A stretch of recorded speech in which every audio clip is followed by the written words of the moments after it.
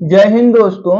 आज की यह वीडियो आप सभी के लिए काफी इम्पोर्टेंट और हेल्पफुल होने वाली है, क्योंकि आज के इस वीडियो के अंदर हम एक ऐसे कॉमन टॉपिक के ऊपर डिस्कशन करने वाले हैं जो कि लगभग सभी यूपीएससी एस्पिरेंट के मन में होती है।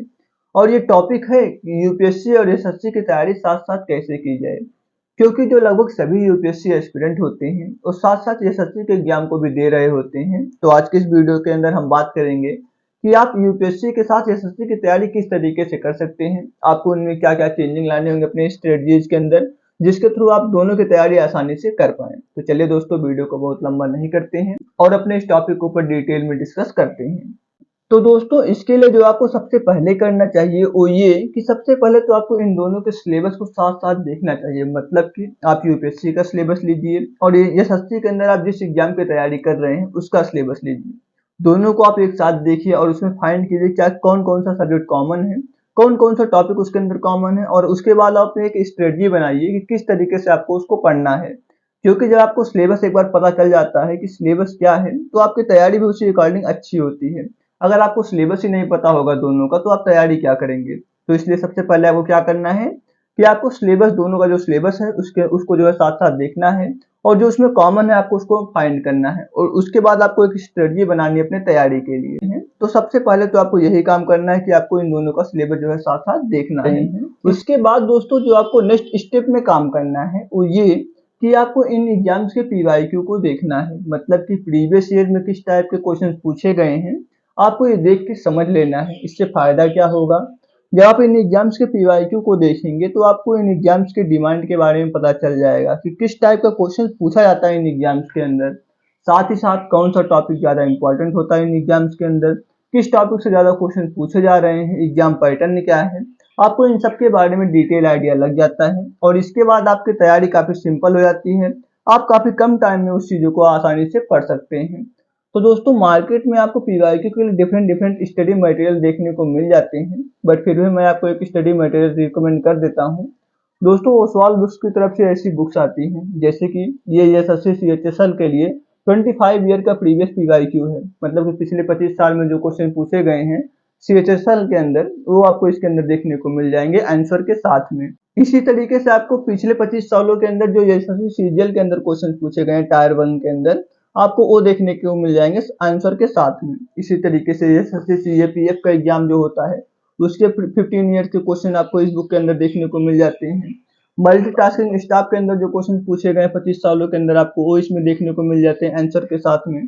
साथ ही साथ स्टेनोग्राफर के अंदर जो क्वेश्चन पूछे गए पिछले 15 सालों के अंदर, वो आपको इस बुक के अंदर देखने को मिल जाते हैं। इन बुक्स को मैंने आपको इसलिए बताया क्योंकि ज्यादातर यूपीएससी एस्पिरेंट इन्हीं एग्जाम्स की तैयारी करते हैं, तो आप इस बुक को फॉलो कर सकते हैं। दोस्तों, इन बुक्स का जो बाई लिंक है मैं आपको डिस्क्रिप्शन बॉक्स में दे दूंगा। अगर आप चाहें तो आप इन बुक्स को परचेज कर सकते हैं और अपनी एसएससी के प्रिपरेशन को बूस्ट कर सकते हैं। तो दोस्तों, जब आपने एक बार इन एग्जाम के सिलेबस को देख लिया, प्रीवियस ईयर क्वेश्चंस को देख लिया, तो आपको अब नेक्स्ट स्टेप पे जिस पे काम करने की जरूरत है वो है टाइम मैनेजमेंट पे।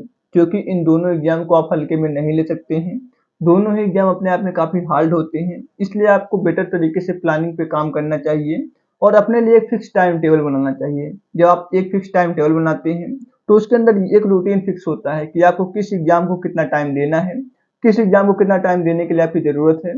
तो इस तरीके से अगर आप चीजों पे काम करेंगे तो डेफिनेटली आप जो है सक्सेस पा सकते हैं।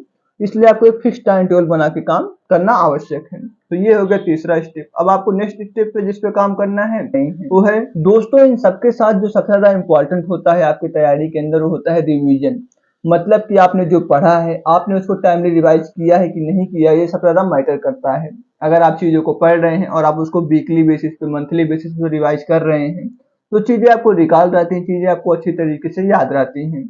इसलिए आपको करना क्या है कि आपको रिवीजन टाइमली करते रहना है। जो भी आप पढ़ें उसको आप हफ्ते भर में, महीने भर में रिवाइज करते रहेंगे तो आपको एग्जाम टाइम में इसका काफी ज्यादा हेल्प मिलेगा। साथ ही साथ एक चीज और इसके साथ है, आपको रेगुलरिटी और कंसिस्टेंसी बना के रखना है। मतलब कि आप डेली 8 घंटे ही पढ़ें, 10 घंटे ही पढ़ें, पर जितना आपको पढ़ना वो आपको डेली बेसिस पे पढ़ना है। मतलब कि जो आपने टाइम टेबल बनाया हुआ है आपको उसके बेसिस पर डेली पढ़ना है। ऐसा नहीं करना है कि आप आज पढ़ रहे हैं आप कल नहीं पढ़ेंगे, या फिर आप 2 दिन पढ़ते हैं 1 दिन नहीं पढ़ते हैं। ऐसा बिल्कुल भी नहीं करना है। आप 6 घंटे ही पढ़िए, लेकिन आप डेली पढ़िए। अगर आप रेगुलरिटी बना के रखते हैं, कंसिस्टेंसी बना के रखते हैं, तो उसका आपको बहुत ज्यादा लाभ मिलता है। आप काफी कम टाइम में चीजों को काफी बेटर तरीके से रिवाइज कर पाते हैं, काफी अच्छे तरीके से चीजों को याद कर पाते हैं। तो इसलिए आपको क्या करना है, रिवीजन करना है, साथ ही साथ आपको रेगुलरिटी बना के रखना है, कंसिस्टेंसी बना के रखना है, और आपको डिसिप्लिन के साथ पढ़ाई करना है। तो ये आप करेंगे तो आपको डेफिनेटली जो है सक्सेस मिलेगा। इसके साथ जैसा कि हम सबको पता है कि यशस्वी एग्जाम में इंग्लिश काफी ज्यादा इंपॉर्टेंट रोल प्ले करता है, क्योंकि इंग्लिश जो होता है एक स्कोरिंग सब्जेक्ट होता है, इसलिए आपको इंग्लिश पे कमांड होनी काफी ज्यादा इंपॉर्टेंट होती है। तो आपको इसके लिए क्या करना है, आपको डेली बेसिस पे न्यूज़पेपर पढ़ना है, मैगजीन्स को फॉलो करना है। इससे क्या होगा कि आपकी वोकैब जो होती है वो काफी ज्यादा स्ट्रांग हो जाती है, आपकी इंग्लिश लैंग्वेज में काफी अच्छी तरीके से कमांड बन जाती है।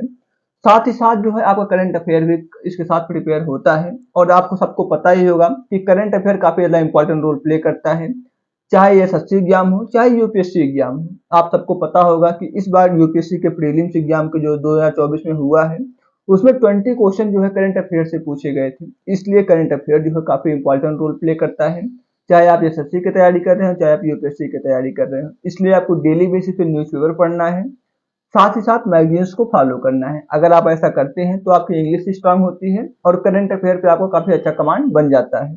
तो ये आपको करना चाहिए टाइमली बेसिस पे। दोस्तों अगर आप इन सब के साथ एक चीज और कर लेते हैं तो आप डेफिनेटली सक्सेस पा सकते हैं, वो ये कि अगर आप इन सब के साथ डेली बेसिस पे क्वेश्चंस का प्रैक्टिस कर लें, मतलब कि जो भी टॉपिक आप पढ़ रहे हैं उससे रिलेटेड आप डेली बेसिस पे क्वेश्चंस का प्रैक्टिस कीजिए। उस टॉपिक से जो क्वेश्चन पूछे गए प्रीवियस ईयर में, जो पूछे जा सकते हैं, आप उनको प्रैक्टिस कीजिए। इससे आपके अंदर एक सेल्फ कॉन्फिडेंस आएगा, आपको क्वेश्चंस का एक बेटर आइडिया लग जाएगा। एग्जाम टाइम में आपको फियर नहीं होगा, क्वेश्चंस को देखकर आपके अंदर एक सेल्फ कॉन्फिडेंस रहेगा। तो इन चीजों को आप अगर करते हैं तो आपको डेफिनेटली सक्सेस मिलती है।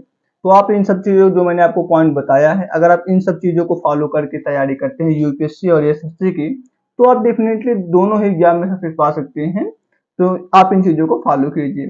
साथ ही साथ आपका जो फ्रेंड यूपीएससी और एसएससी के साथ साथ तैयारी कर रहा है, आप उसको ये वीडियो शेयर कर दीजिए ताकि उसकी भी कुछ हेल्प हो पाए, उसे भी पता चले कि वो यूपीएससी और एसएससी की तैयारी साथ साथ कैसे कर सकता है। इसके साथ आपको ये वीडियो कैसी लगी आप हमें कमेंट बॉक्स के थ्रू बताएं।